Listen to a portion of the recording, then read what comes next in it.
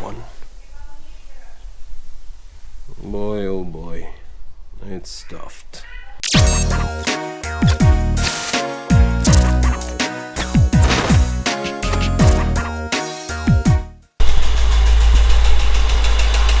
Can you hear it? Yep. This is rod knock.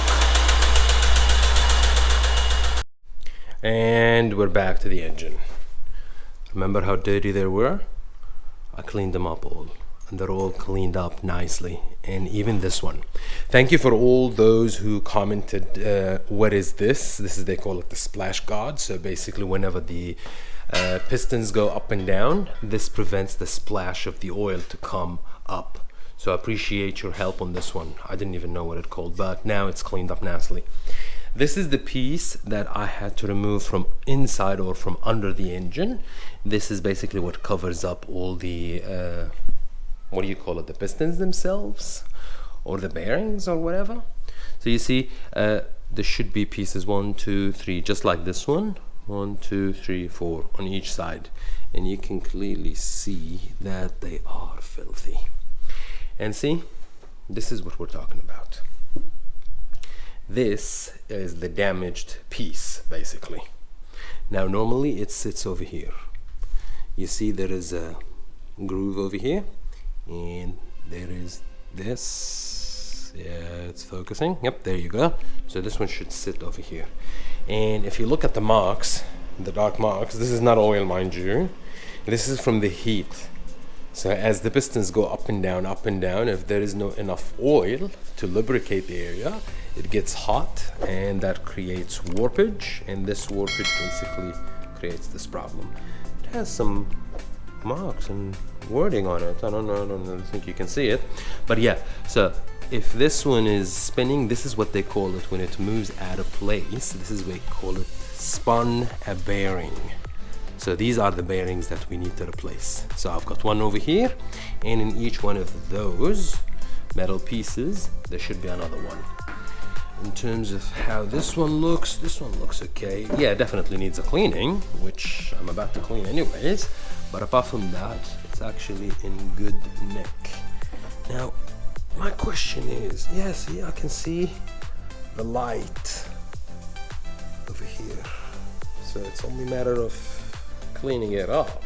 Apart from that, it's just dirty as dirty gets, and I'm assuming these are the pieces that we kind of need to remove. Look, I don't know, okay? So just to give you a bit of a disclaimer, this is the first time I'm actually working on an engine, so I honestly don't know what I'm doing, okay? So now that we got that out of the way, let's have a quick look at the engine from under, just to see what I'm talking about. Just bear with me one sec. Let me just adjust myself. Yep. See? Apologies for the angle, but this is it. So the piece that we removed basically sits over here. Or over here. I think. Yeah, over here. It has to be. Let's have a look. Yep, over here. There you go. See? This is where it used to sit. And all this oil over here might be dripping, so I'd rather act fast. So I'm pretty sure the other piece of the bearing is still over here, which I need to remove it as well. And these are the pistons. They have their own set of bearings that I need to remove. Jesus. But yeah, see? So the idea is we just need to replace them and make sure this area in question is clean and there is no scratch marks on it, because if there's a scratch marks, chances are it's gonna spin another bearing, and we don't want that now, do we? So yeah, that's it. How to remove the rest, it's beyond me, but you got the gist. One, this is one, can you see it? Yeah, this is one, this is two, this is three, and that's the fourth. These are the ones that we need to look at. And apart from that, everything else should be fairly okay. Drama. Wow. Alright, I better put some rag under or something. Cool. Okay, I'll give you a better look. I started putting everything to do with the engine in this box, This is the piece that we just cleaned up, and I managed to remove this piece of metal. Let me show you this one. Look at it. It has this dowel thingy that basically gets here. So this is how it sits. Managed to get it out, and let me show you what I'm talking about. See, this is the groove, and this is the bearing, and from the side you see this is it. So this one sits exactly like here, that way. See, like if you look at it closely, it prevents it from moving side to side. And you see how this hole lines up with the bottom hole over here. And this is how you know how it's really took a big hit. But anyways, I managed to clean it. Not perfect clean, but clean enough to be able to work with it. I need to work fast before it starts rusting out, because it's just metal, and with oxygen and air and element, it's gonna start rusting. We don't want that to happen. So anyways, I'm gonna put everything to do with the engine in this box, at least so that I can know exactly what to do, including this one right here.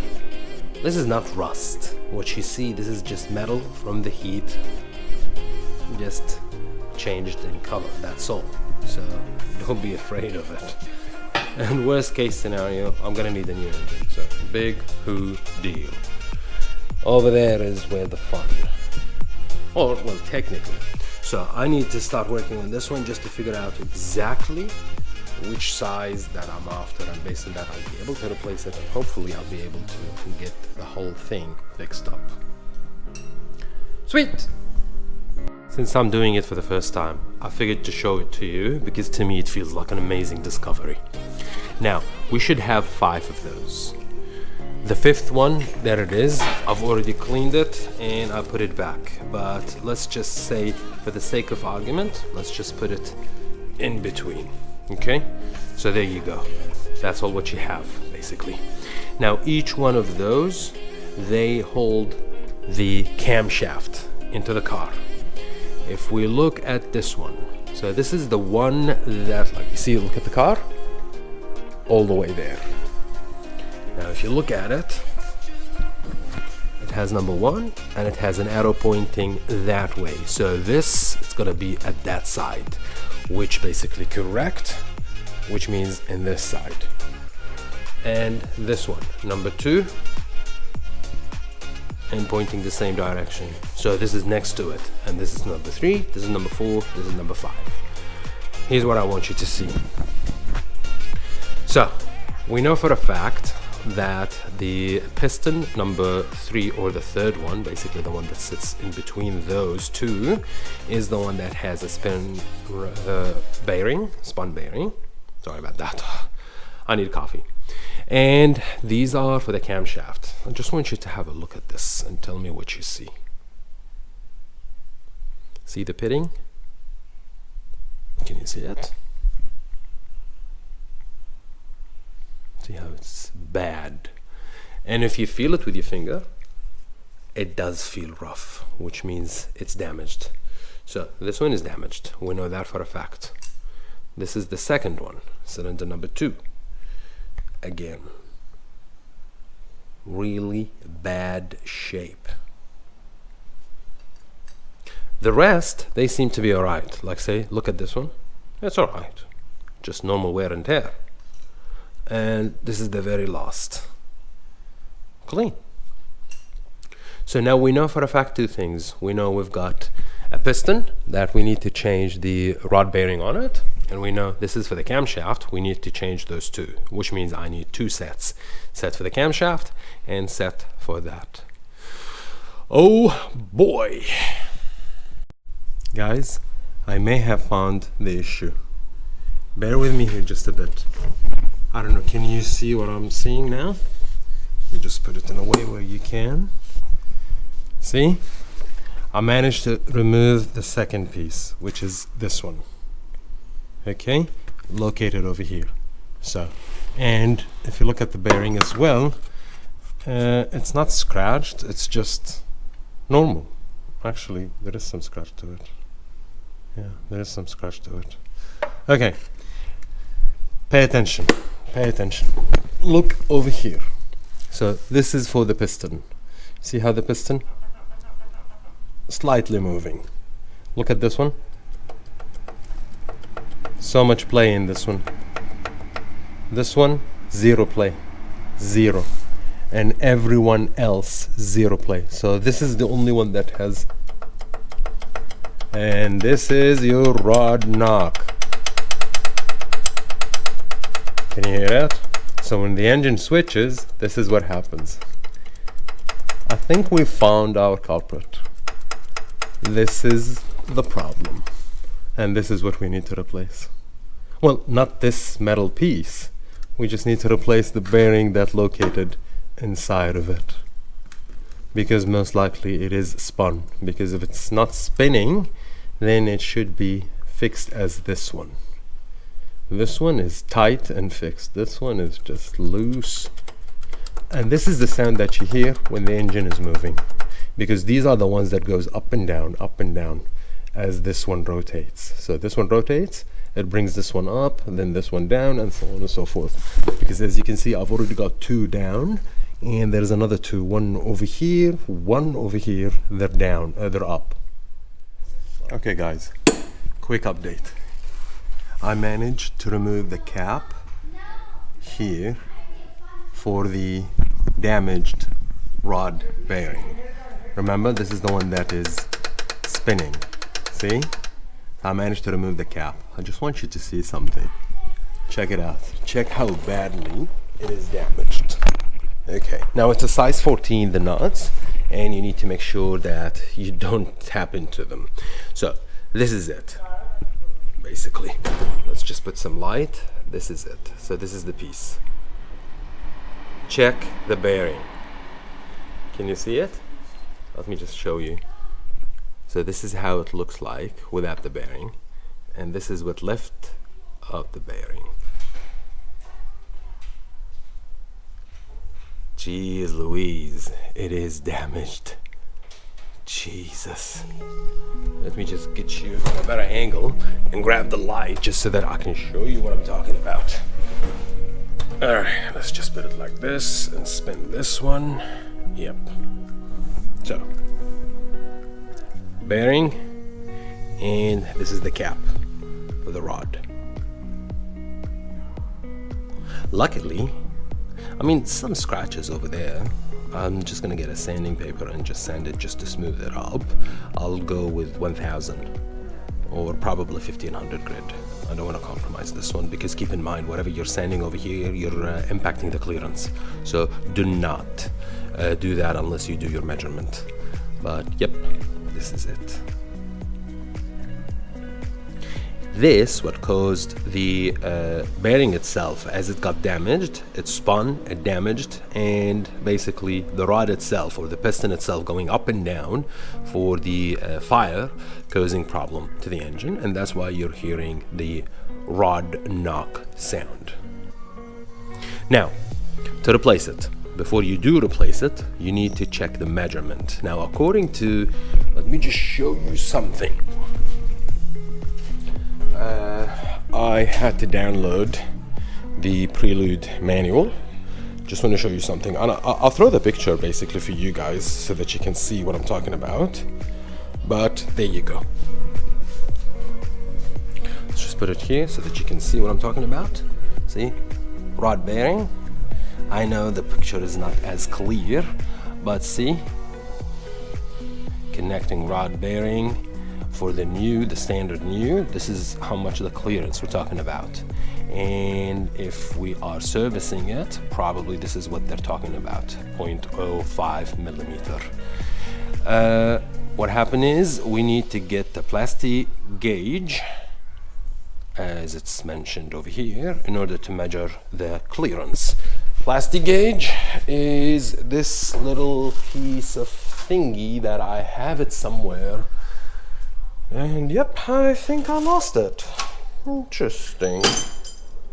Yeah, let me find it and I'll get back to you. I found it. It was literally in front of me and I couldn't even see it. So, Over here, according to this one, the standard, the new, the clearance is 0.026, and for the service 0.05. This is what they call it the Plastigauge. It's a small tiny wire that when you put it there and press everything back into normal, it should compress. As it compresses, see, let me just grab this. See, I don't know if it's not as clear, but you get the gist. So this is the green one and this is the red one, and there's another one which is the blue one. It depends on the clearance that you're after. But over here it says 0.026. Now if you look over here, it says this is the measurement from 0.25 all the way to 0.7. If you look at the red one, see, it says from 0.05 all the way to 0.15. And if you look at the description, I know it's not as clear, but over here it says use the blue one if the clearance that you're after is 0.102 to 0.2. Clearly we don't need the blue one, and clearly we do not need the red one. This is the one that we're after. So we get that small tiny wire. Here's what's going to happen. Now imagine it if it's upside down. So this is the cap, this is the bearing. So you put the cap, you put the bearing, and basically the crankshaft itself, you need to put that plastic or that tiny little wire on it, then put this one, close it, and torque it to spec. It needs to be torqued up all the way to the correct footprint, I suppose. Oh, you've seen my password, but it doesn't matter. It's not like you can access my phone. No. So, there you go. Fuel injected, 45 nanometer or 33 footprint. Carbureted engine, 23. So this is what we're after, 23 footprint. And that is why you need to get yourself one of those. Torque wrench. There it is. So this is the torque wrench, and over here you have the measurement. Read the manual, make sure to set it properly, test it a couple times before you actually use it, because last thing we need is to break a nut or break a bolt. Otherwise, if we did that, boy, you are in trouble. So let me just get this one out and start measuring, then I'll show you exactly what I'm talking about. Cool.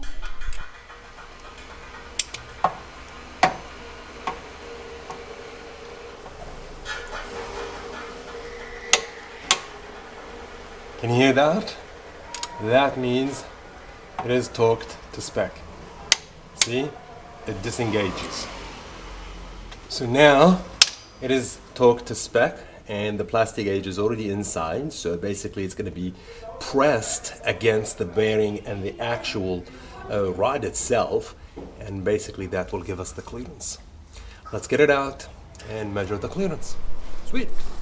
Alright folks, now after we put the Plastigauge and torqued it to spec, then we removed it. I don't know if you can see, but screen flips on me. It's right here. Can you see the green? I'm gonna highlight it in the video when I send it to you guys. So this is the gauge basically after being compressed. All what we need to do is use this and measure the thickness. So you just put it next to it and measure the thickness, and based on that you'll find out what is the right gauge or in between. So for example, if I'm gonna line it up like so, then yeah, it does look like it's in between. So I would say it's 0.5. It is 0.5 by the looks of it. Now, to confirm that, measure another one and another one, just so that you can have the proper clearance. But looking at it, I would say it's actually sitting at 0.5. So that's not bad, I suppose. Did I say it's 0.7? I don't know, it's between well, it's not 0.7, it's 0.07 or 0.05. So this is where we need to look into it clearly. Let me just measure it and I'll confirm it with you afterwards. because of the whole angle and everything, I took a picture of it and I'm going to show it to you guys. But yeah, check. You can clearly tell that it is almost 0.075. There you go. Can you see? Shut up, Google.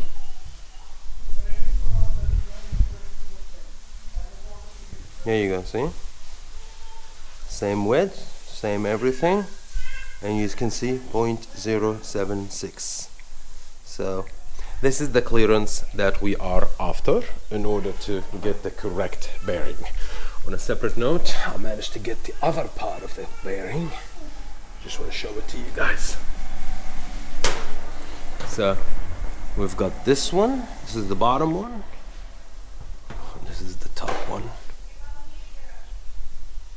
Boy, oh boy, it's stuffed.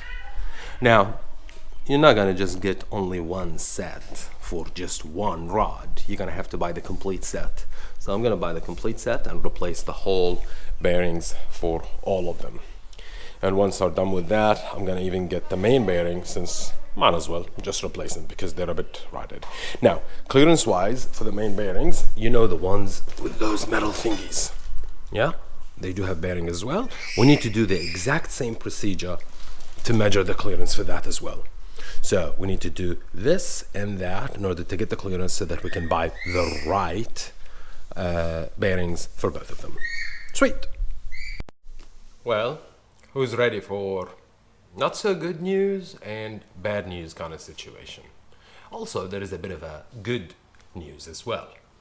We've measured the clearance for the rod bearings, but the good news is I don't need to measure for the crankshaft bearing, so that's a good thing. Bad news, guys. Let's just recap on what we've got. So let's start with the first things. First things first. I don't know if you can see it. Let me just expand just so that you can see exactly what I'm talking about. Or let's just flip it to the other side so that you can see. There you go. So this is it.